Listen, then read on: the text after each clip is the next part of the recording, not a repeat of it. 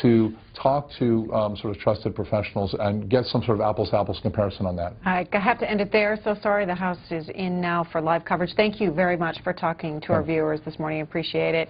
The House begins its legislative session today. Live coverage here on C-SPAN. Majority and minority leaders for morning hour debate.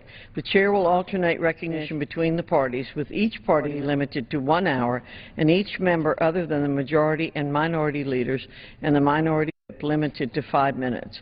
But in no event shall debate continue beyond 11:50 a.m. The chair recognizes the gentleman from Oregon, Mr. Blumenauer, for 5 minutes. Thank you, Madam Speaker. Last week, I was proud to stand with representatives of the U.S. Chamber, the AFL-CIO, contractors, local government, transit, truckers, AAA, engineers, and environmentalists, all supporting my legislation, House Bill 3636, to update the gas tax. It inspired the predictable firestorm.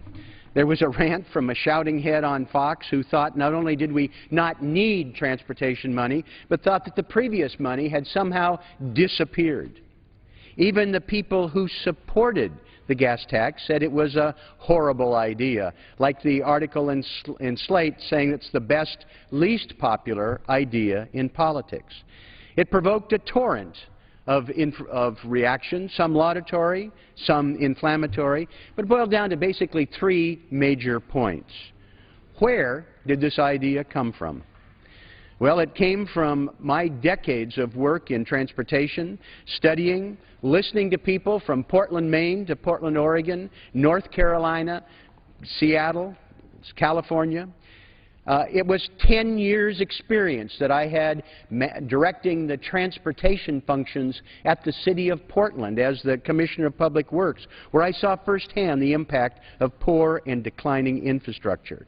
It is every single major independent study that says we need more money for transportation, not less, and that it is a disaster that we are poised to slash transportation funding October 1st unless something happens. The question is raised, isn't this unfair to lower-income Americans? Well, actually, no. Lower-income Americans stand to benefit the most. People who are at the mercy of oil companies and foreign producers who don't know how much they will pay for gasoline next week, whether it's $3.35 when I left Portland earlier this week or $4.25. That's why they think the gas tax goes up every year. But it hasn't increased since 1993. Lower-income people are more transportation dependent. They work in the main by the hour. A traffic delay or deteriorating transit hits them harder because they have fewer choices. Terrible road conditions cost them money as it wastes fuel, it damages tires, shakes their cars out of alignment. And lower-income people stand to benefit from the hundreds of thousands of family wage jobs that will be created. Well, my favorite question is, if this is so unpopular and such a remote possibility, why even bother? Well, it is remote, but it's not impossible. Look at the user fee increase that Ronald Reagan could sign, a nickel a gallon, in 1982. And we need leadership today if we're going to meet serious transportation challenges and help jumpstart our economy. It may sound quaint, but I think leadership is not what you do when it's popular. Leadership is what you do when it is needed. And I hope Congress will lead on transportation funding. The gentleman yields back. The gentleman recognizes the gentleman from North Carolina, Mr. Holding, for 5 minutes. Madam Speaker, the disastrous rollout of Obamacare has shown that those who were quick to sing its praises were not prepared to actually implement it. It quickly became apparent after the online exchanges opened that healthcare.gov was unworkable. folks who were trying to create accounts and pick a plan who were receiving error messages, being kicked off midway through the process, only to be sent back to the beginning, experiencing many glitches. Madam Speaker, the administration and the agencies responsible clearly were not prepared for the launch of healthcare.gov. They blamed issues with the website on an unexpected volume, which simply does not make sense. Obamacare requires all Americans to have health insurance or face a fine. There are over 313 million people in the United States, so how could they not expect a high volume? Madam Speaker, the American people are paying for a website that doesn't even work, and they're paying an outrageous amount. In her testimony before the Energy and Commerce Committee yesterday, Secretary Sebelius said that the administration has currently spent $319 million on healthcare.gov so far, and Health and Human Services has budgeted $677 million for the website through October of next year. At a time when we're over $17 trillion in debt and the government continues to borrow and spend at an unsustainable rate, this is simply unacceptable. Madam Speaker, the unworkability of this website goes beyond error messages and technical problems. It is vulnerable to security breaches as well. In late October, the Center for Medicare and Medicaid Services memo showed that the administration officials were concerned that due to a lack of testing, healthcare.gov had potential high security risks, and yet they went ahead and launched the website anyways.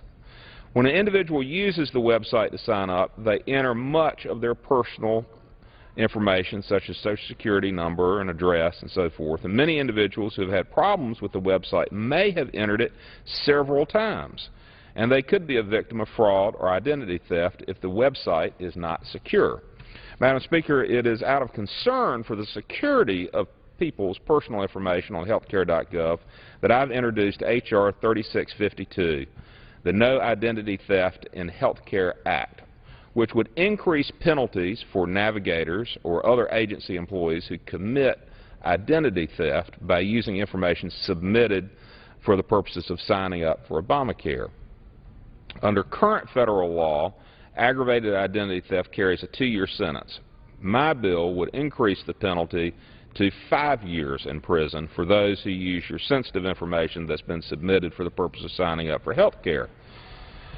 Many agency employees who have been tasked with implementing the law and processing Americans' sensitive personal information have not gone through background checks or even been thoroughly screened. My bill would deter navigators and others with access to sensitive information through Obamacare from stealing the identities of Americans who are simply trying to pick a health care plan. Madam Speaker, we need to do what we can to protect the American people from this harmful law, starting with the security of their personal information.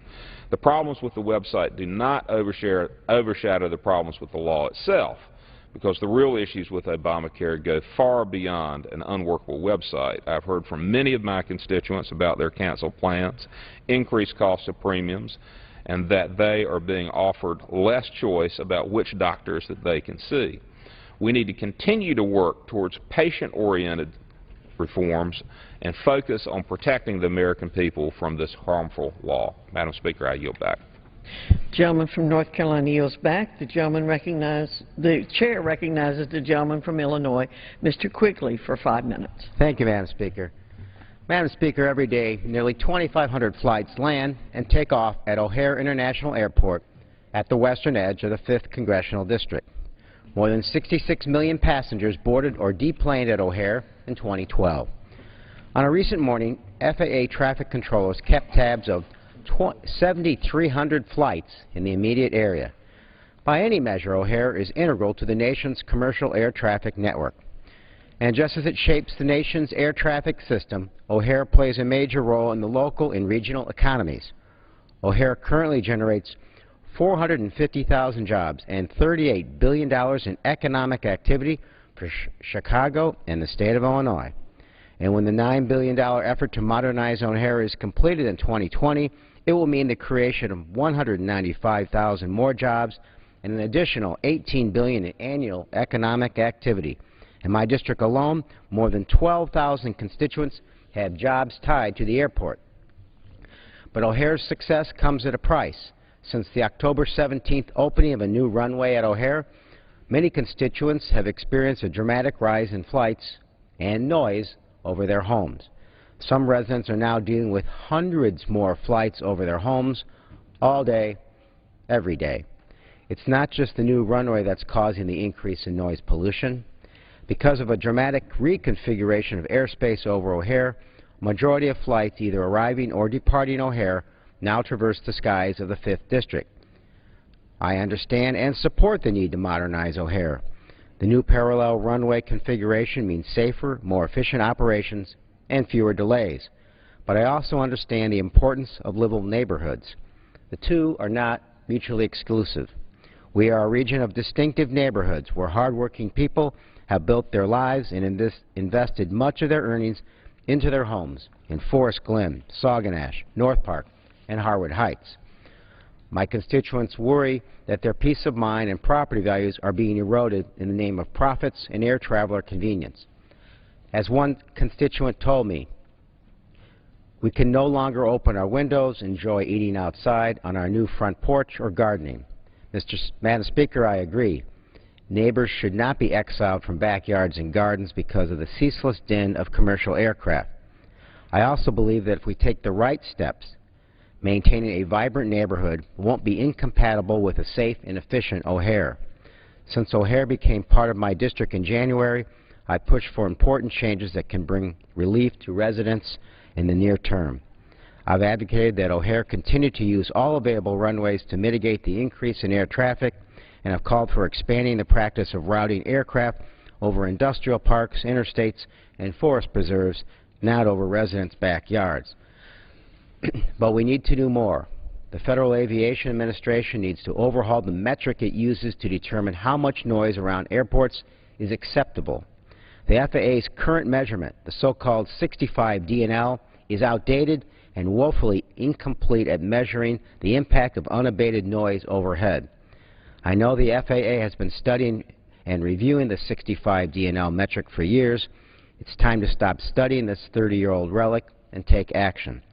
So too must the City of Chicago and the airlines.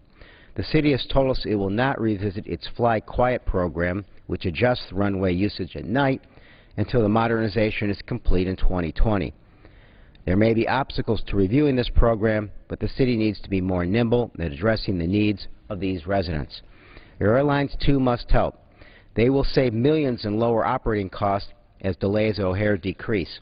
A portion of these savings should be earmarked for neighborhood soundproofing efforts. The airlines must also get quieter quicker. That's why I just introduced the Silent Skies bill, which will accelerate the airlines' use of newer, quieter aircraft. Madam Speaker, I know the O'Hare modernization plan is here to stay, and I know air traffic noise, like noise from expressways or the L, is a fact of life in our metropolitan area. But it is also a fact that neighborhoods, not noisy aircraft, make life in Chicago and its suburbs special. We all need to work together to ensure the vitality of our neighborhoods isn't drowned out in the roar of aircraft overhead. Thank you, and I yield back. The chair recognizes the gentleman from Mississippi, Mr. Nunley, for 5 minutes. Thank you, Mr. Speaker. The Legislative Fellowship Program is a selective mid-career education program where the Air Force places the very best and brightest officers and civilians in congressional offices so that they may learn the legislative process. For this past year, my office was given the opportunity to host Lieutenant Colonel Will Vaughn. Prior to the start of serving this fellowship, Lieutenant Colonel Vaughn was assigned as Chief Training Officer for the 97th Flying Training Squadron, an Air Force Reserve Associate unit supporting the multinational Euro-NATO Joint Jet Pilot Training Program at Sheppard Air Force Base in Texas. He's also served on a joint interagency and multinational staff in Jerusalem as a Plans and Programs Officer for the United States Security Coordinator for Israel and Palestinian Authority. He served on active duty flying F-16 and T-37 until 2008, where he transitioned to the reserves, instructing in the T-37 and most recently the T-6. Lieutenant Colonel Will Vaughn has effectively served the people of Mississippi, and Mr. Speaker, I look forward to watching him do great things for America. I yield back the balance of my time. The gentleman yields back. The chair recognizes the gentleman from Massachusetts, Mr. McGovern, for 5 minutes. Without objection.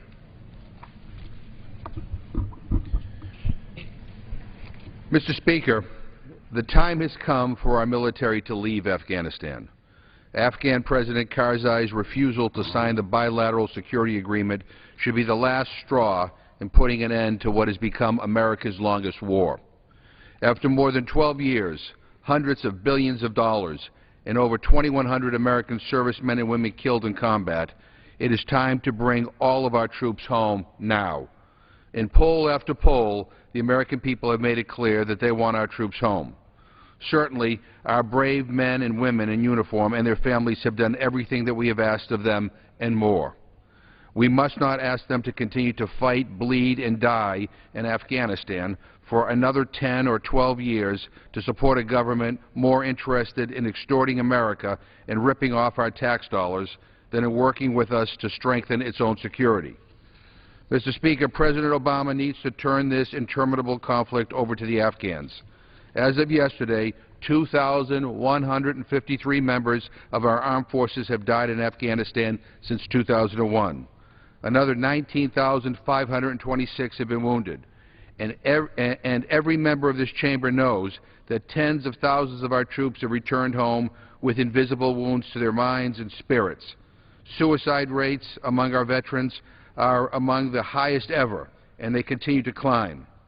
For many, the care required to help heal these wounds will last a lifetime. It is estimated that health care and veterans benefits for the men and women deployed in Iraq and Afghanistan will cost trillions of dollars. In both human and fiscal terms, we simply cannot afford to waste more lives and dollars in Afghanistan. The President has not made a case about how any number of troops remaining in Afghanistan after 2014 can improve the competence of Afghan forces when our current, greater and more intensive engagement over the past decade has not been able to do so. It is completely unclear whether the April elections will improve the Afghan government given its ingrown corruption, sectarian divisions, and Taliban insurgency. There are no compelling reasons to remain. We need to turn Afghanistan over to the Afghans now, not 10 years from now. We need to bring our troops home by no later than the end of 2014, just as President Obama promised. If this is the so-called zero option, then it is the best option. We do not need to keep another 10,000 to 12,000 American troops in Afghanistan for another 10 years at the cost of about $80 billion or more each year. They will continue to be in harm's way. They will continue to be carrying out dangerous operations. They will continue to be wounded, body and soul, and they will continue to be killed. And for what? So one of the most corrupt governments in the world can continue living off of our blood and treasure? So military contractors can continue lining their pockets? We're cutting programs right and left in the budget, but we're supposed to keep pouring tens of billions of dollars into Afghanistan for another decade? And all of it is borrowed money, charged to our national credit card. I say enough is enough. In June, 305 members of this House voted in support of an amendment that I offered along with Congressman Walter Jones and Adam Smith to bring our troops home by the end of 2014 and to accelerate that process if possible. It clearly stated that if the President determined to keep U.S. troops in Afghanistan after 2014, then Congress should vote on authorizing that mission. Senators Merkley and Lee were ready to offer a similar amendment in the Senate when the defense bill was to be taken up over there. They had more than a dozen bipartisan co-sponsors on their amendment. But instead, the FY14 NDAA went into conference negotiations without debate by the full Senate. In those negotiations, the principal Senate conferees demanded that the House amendment be completely watered down. The conference language only requires the President to, quote, consult with Congress about any post-2014 deployment of troops. That's worthless, is absolutely worthless, Mr. Speaker. We don't need consultation. What we need is a vote. And I call on Speaker Boehner and Leader Pelosi to take seriously the call of 305 members of this House and schedule a vote next year on keeping thousands of U.S. troops in Afghanistan. Whether or not you support such a decision, the House needs to vote on it. It is time for us in Congress to do our job. It is time we stopped asking our troops and their families to sacrifice their lives in a war that has outlived its purpose. It is time to bring our troops home. It is time to get out of Afghanistan. I yield back the balance of my time. Gentleman yields back. The chair recognizes the gentleman from Virginia, Mr. Wolf, for 5 minutes. Thank you, Mr. Speaker. Mr. Speaker, yesterday marked the 15th month anniversary of the Benghazi attack. Once again, another anniversary has come and gone with no new answers about what happened that night, or just what so many Americans, reportedly around 24, were doing at a secret CIA base in Benghazi to begin with. Another anniversary has come and gone with no new public hearings. By my count, the last public hearing was held on September 18, nearly 3 months ago, and no new public hearings are being held. The key word is public. But perhaps most important, another anniversary has come and gone with absolutely no one being held responsible for the security and intelligence failures leading up to the attack, and no one has been brought to justice. And despite several recent developments relating to the Benghazi investigation, practically nothing has been done in Congress to address them.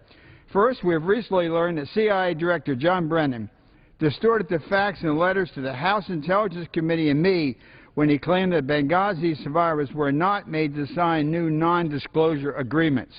In another major development, a November 24th article published by Breitbart reported surprisingly new comments by Kevin Colby, the FBI's lead investigator for Benghazi, stating for the first time that the FBI arrived on the scene in Benghazi within days, not weeks of the attack. According to the article by Kerry Pickett, the Washington Post reported that the FBI had legats in Algiers and Cairo. A team of FBI investigators could not get into Benghazi 2 days after the attack. Colby disputes this. He said, "We were there." Is Agent Colby correct? Was the FBI secretly on the ground in Benghazi within days of the attack? And if so, why is this being kept quiet from the public? Once again, the Congress should know. And to my knowledge, has never asked Agent Colby to publicly testify. Equally important, why is it that we're learning that this from comments before a paying audience of $400 a ticket? You had to pay $400 to hear this guy speak, but he's never spoken for free to the American people. Just like the American people heard new information about that night from retired General Ham when he appeared at, again, big-ticket event in Aspen. The American people didn't hear, but if you paid the money in Aspen, you got to hear. I guess there is no need to tell Congress and public what happened that night, since paying audiences will hear through conferences, through books, and maybe even a movie. Finally, I return to my concerns, first raised on the House floor in July, that the large CIA base in Benghazi may have been used to support covert operations with regard to Syria, including the possible transfer of weapons collected in Libya to Syrian rebels, possibly in coordination with third parties or foreign countries, particularly Saudi Arabia. These concerns need to be addressed now more than ever after reports yesterday that both the U.S. and the United Kingdom have cut off support to rebels in northern Syria along the Turkish border after the Islamic Front, a coalition of jihadi extremist fighters, overran bases run by the Free Syrian Army and seized their weapons and resources. According to a report from the BBC yesterday, the U.S. and European countries have reportedly facilitated secret arms shipments to Syrian rebels, allegedly including anti-aircraft weapons commonly referred to as manpads, just like the weapons collected in Libya over the last 2 years. A separate Washington Post article stated, quote, "A covert CIA program provided lethal aid to the rebels, consisting most of small arms and ammunition channeled to southern Syria through Jordan would continue unchanged," end of quote. It is particularly noteworthy that during the same period of time, the CIA was operating in Benghazi and U.S. weapons collection in Libya were underway. Respected national security reporter Mark Rosenbaum wrote August 1, 2012, quote, "President Obama has signed a secret order authorizing a U.S. support for rebels seeking to depose Syrian President Bashar al-Assad and his government." U.S. sources familiar with the matter said Obama ordered approval earlier this year and known as an intelligence, quote, "finding broadly permits the CIA and other U.S. agents to provide support that could help al-Assad. Hassanbal continued, a U.S. government source acknowledged that under provisions of the presidential funding, the United States collaborating with a secret command center operated by Turkey and its allies, and NBC said the shoulder-fire missiles known as manpads have been delivered to the rebels via Turkey. Are these the same secret arms shipments that were just seized by the Islamic extremists in northern Syria? Have these weapons transferred with alleged U.S. covert support been used to kill innocent civilians, Christians, and Muslims? Don't the American people have a right to know if their tax dollars are being spent to supply Islamic extremists with weapons to use Christians and Muslims? We need a select committee. The current process is not working. The chair recognizes the gentleman from Michigan, Mr. Kildee, for 5 minutes.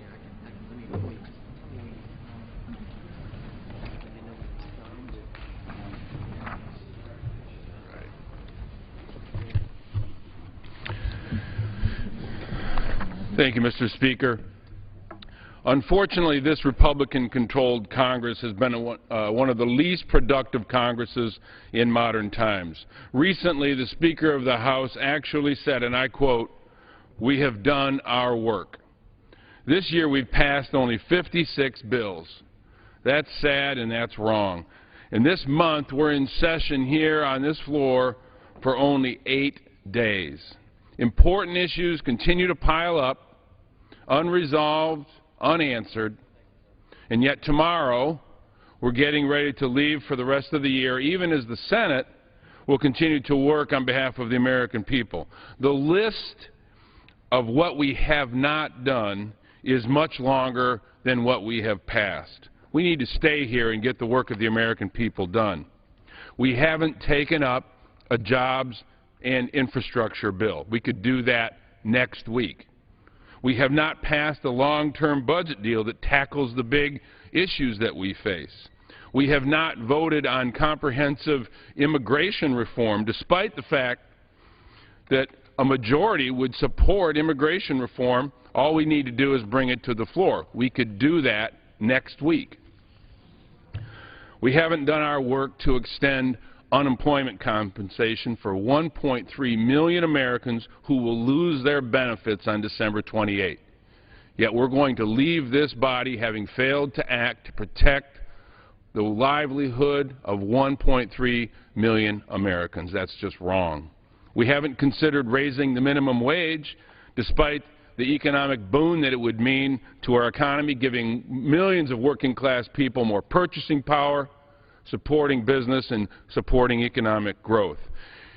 And we have a farm bill, a bipartisan farm bill. Sure, it's got some problems. I don't know how everybody would vote on it, but it ought to come to the floor of the House for a yes or no vote. We could do that next week. The list goes on. Unfortunately, it is completely fair to characterize this Republican-led House as a do-nothing Congress. Sometimes, though, it seems as though the things that we have actually done have only made things worse. In March, we allowed the harmful across-the-board sequester cuts to go into effect. Nobody here tried to stop them on our side. We tried to stop them. Nobody did anything on the other side. Those draconian cuts went into effect, slowed economic growth, cost hundreds of thousands of Americans their jobs. In October, the gridlock and dysfunction shut down the federal government for 2 weeks, the first such shutdown in 2 decades. That cost this economy $24 billion. We can't let that happen in the future. You know, I'm only a freshman, just finishing my first year in Congress, but I can tell you one thing I know: this is no way to run this government. We've got to get back to legislating, doing the work of the American people the way the framers of this government intended it to be done. We can just kind of go back. Some of you might remember Schoolhouse Rock, how a bill becomes a law. The House passes a bill, the Senate does its work, passes a bill, we go to conference, we work out the differences and send that on to the President for his signature or for a veto. That's the way we legislate, yet we continue to lurch from crisis to crisis and not let the will of the American people be manifest in the laws that we write.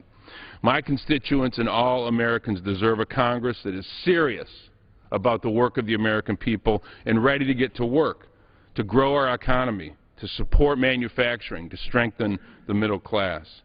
And I'm ready to work in a bipartisan fashion. I think most of us are here to take on these big problems that our country faces.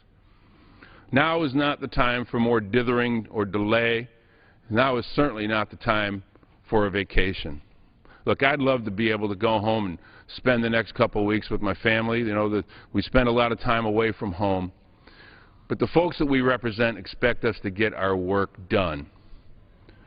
So I, Mr. Speaker, am one who am willing to just stay here. Let's come back to work on Monday, and let's stay here until we get this important work done. Let's take the Make It in America agenda to support American manufacturing. Let's bring it to the floor. If you don't want to vote for it, don't vote for it. But we ought to consider these important pieces of legislation that are important to our economy and not leave town without taking up the important work that we're charged with doing.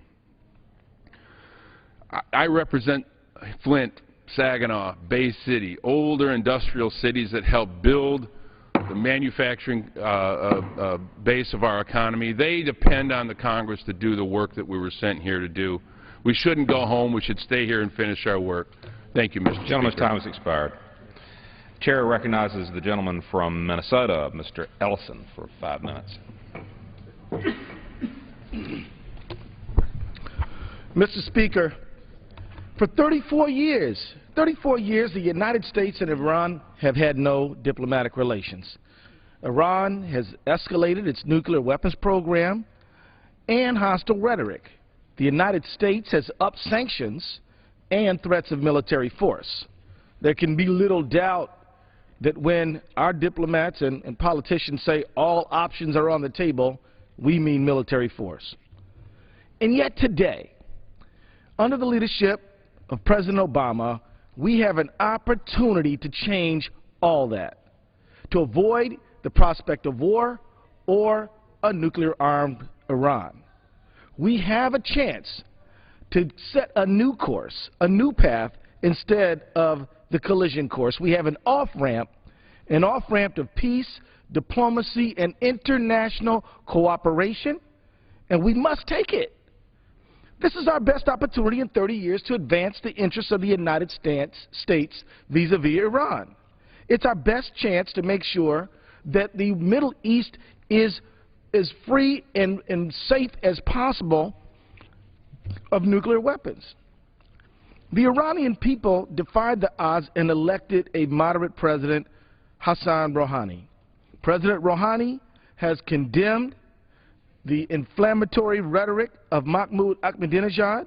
He has promised to improve Iran's relationship to the West.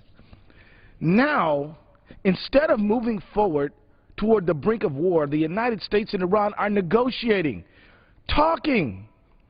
And this is a good thing. This is the way countries should pursue their interests.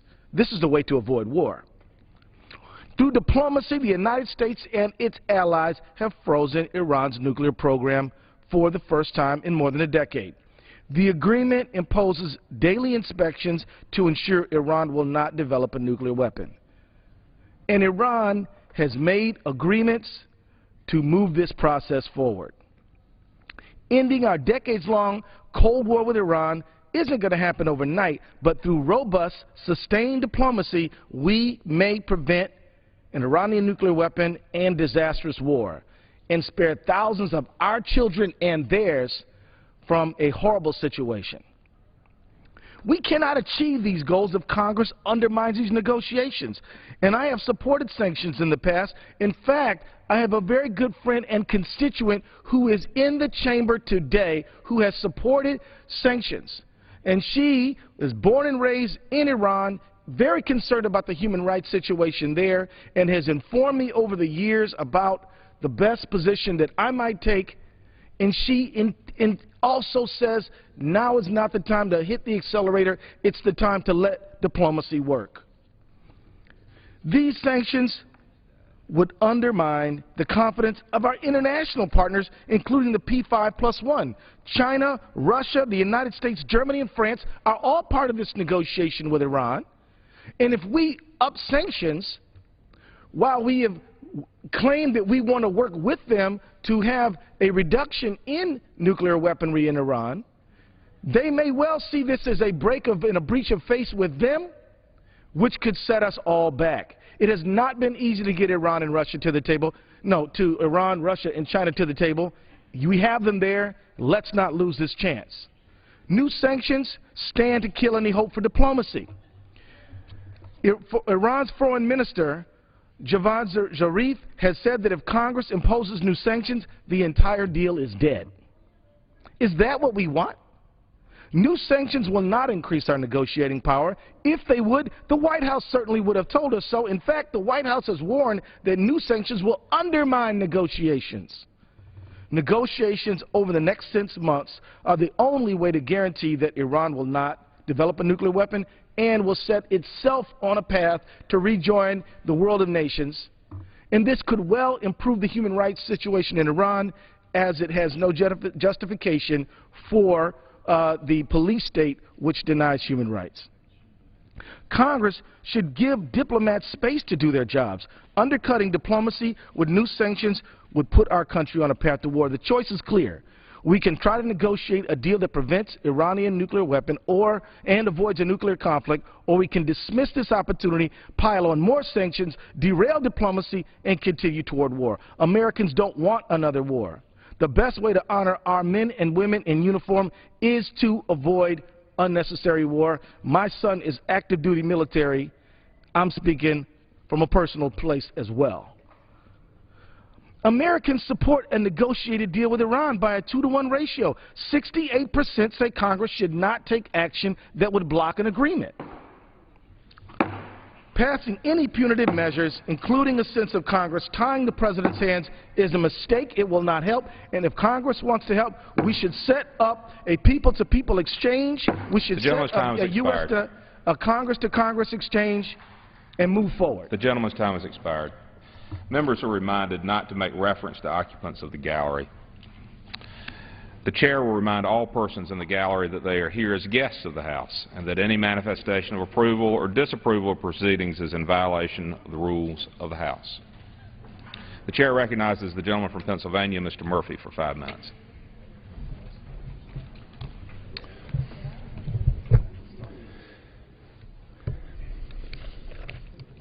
In a couple of days, you will have a moment of silence in respect and memory of the victims of Sandy Hook Elementary. We need to take those moments to pause, reflect, and pray. However, afterwards, we cannot be silent on the need to get something done, on the need to pass comprehensive and meaningful legislation, and on the need to help the mentally ill. Has the world changed since Newtown and the other tragedies? Sadly, little has been done to get those who need help the help they need. In the past few decades, this nation has moved forward in knowledge of what it takes to help, but has moved backward in getting the help done. And where there is no help, there is no hope. We have fewer psychiatric hospital beds, fewer outpatient treatment options, restrictions on the use of medications that can and do help those who are mentally ill. Too few psychiatrists and psychologists and clinical social workers, especially child and adolescent specialists, and especially ones who are trained and specialize in treating the seriously mentally ill. We have too many barriers that prevent doctors from communicating with parents of the sons and daughters with persistent serious mental illness. We have federal barriers that block treatment, federal dollars that go to grants for programs that do not work. The National Institute of Mental Health has insufficient money to engage in needed research. First responders who are called to deal with mental health crises have little or no training on what to do, and they miss critically important actions. Treatment delayed is treatment denied, and where there is no help, there is no hope. Today I'm introducing the Helping Families in Mental Health Crisis Act. It increases access to trained professionals at community health centers and community mental health centers. It refocuses the government spending on programs that work and gets to the people that need it in communities and not to remain in bureaucracies. It reforms government spending to eliminate redundancy and waste and refocuses us on getting evidence-based help. It brings scientific objectivity to the Substance Abuse and Mental Health Services Administration. It opens up the door of communication between doctors and parents and legal guardians of those with mental illness. It increases inpatient treatment options and availability. No more being told that there are no more beds. Take your son or daughter home no matter how much they are at risk of hurting you or themselves. It increases outpatient treatment options. It increases pharmaceutical treatment options. It reduces the warehousing of our persistently and seriously mentally ill in jails or homelessness. It improves communication between primary care providers, psychiatrists, psychologists, and licensed mental health practitioners. It increases mental health courts. It provides training for first responders, and it gathers essential and critically important information on the relationship between mental illness and violence and victimization. Bottom line, if we want to change these trends in victimization of the mentally ill and the persistently mentally ill, if we want to reduce the high number of suicides, homicides, and assaults, if we want to get people treatment, not jail time and not abandonment, if we want to help the tens of millions of people with mental illness and the hundreds of millions of friends and relatives who are emotionally and financially strained by the untreated problems of mental illness, if we want to prevent the Newtowns, Tucsons, Auroras, Pittsburghs, and Columbines, we have to do something comprehensive, research-based, and we have to do it now. What we need is not only for Congress to act, but during these next few weeks, while congressmen and women are back home, we need to hear from every doctor and first responder and teacher and parent and patient and consumer that we must act thoroughly and thoughtfully and must act now. Those who need the help the most have the most trouble getting the help they need, and where there is no help, there is no help. We can and must and we will take mental illness out of the shadows of ignorance, despair, and neglect and into that bright light of hope. So I ask my colleagues to support this bill, the Helping Families and Mental Health Crisis Act, because treatment and action delayed is treatment denied. Let us help American families get the help they need, because where there is no help, there is no hope. I yield back. The gentleman yields back. The chair recognizes the gentleman from Minnesota, Mr. Nolan, for 5 minutes.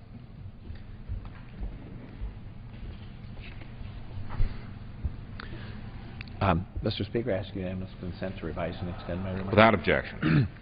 Gentleman recognized. Mr. Speaker, members of the House, we're in the closing hours of the first year of the 113th Congress. And the pundits who examine Congresses past and present have concluded that this is the most unaccomplished Congress in the history of the country. We've passed a total of 56 bills here in this Congress. The fact is we've taken 239 days off, and we've worked 133 days. And let's be honest with ourselves here. Those 133 days often included a Monday or a Tuesday where we came in at 6:30 in the evening and took a handful of votes on some controversial issues. Where most of us come from, that's not a day's work. And by the same token, more often than not, we left on a Thursday or a Friday somewhere after taking a few votes that morning and then heading back to wherever we were headed. Back in 1948, Harry Truman got elected the President of the United States by campaigning against the do-nothing 80th Congress in 1948. Well, guess what? That Congress passed over 900 bills, and we're looking at 56 here at the halfway mark. I can't imagine, I cannot begin to imagine how history is going to evaluate this Congress. The Wall Street Journal said, and I quote, this Congress is long on partisanship, indecision, and brinkmanship. Others have constantly referred to the fact that most of what is done here and considered here in the past year has been political posturing in preparation for the next election. To be fair, we have accomplished some things here. The middle-class tax cut, Hurricane Sandy relief, the Violence Against Women Act. We passed a couple of appropriations bills, and we may be on the brink here of actually passing a budget bill, which would be most important and quite an accomplishment. And not to mention, we've formally recognized Soapbox Derby Day, and we've made it possible for hunters to buy their duck stamps online. Mr. Speaker, the fact is that we're not getting the job done.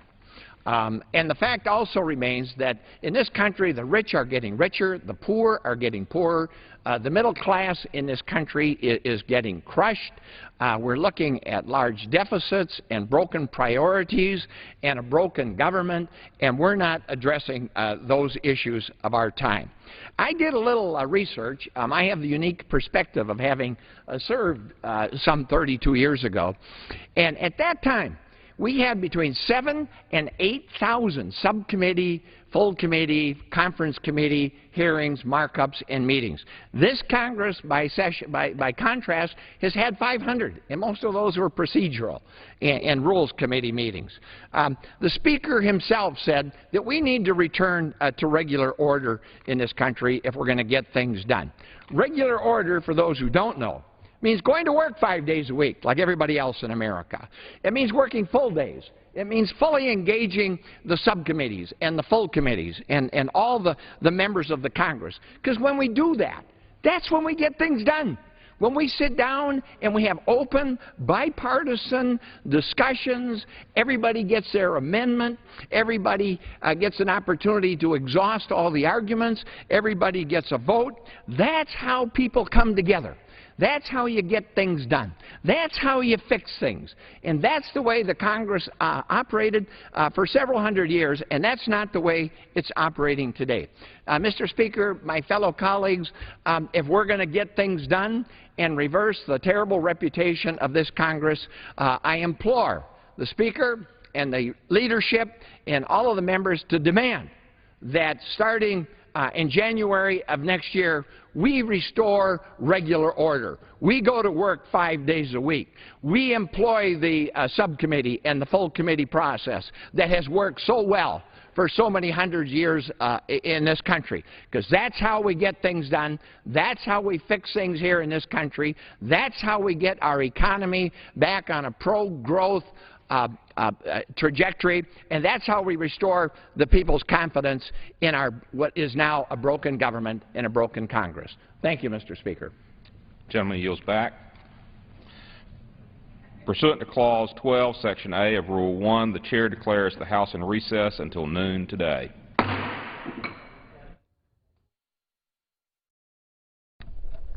When the House returns, they'll begin work on the two-year federal budget agreement released earlier this week.